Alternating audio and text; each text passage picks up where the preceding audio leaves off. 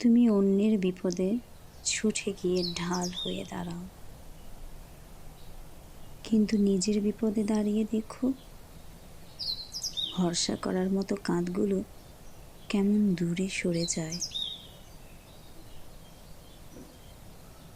তুমি সবার যন্ত্রণাকে নিজের হৃদয়ে জায়গা দাও,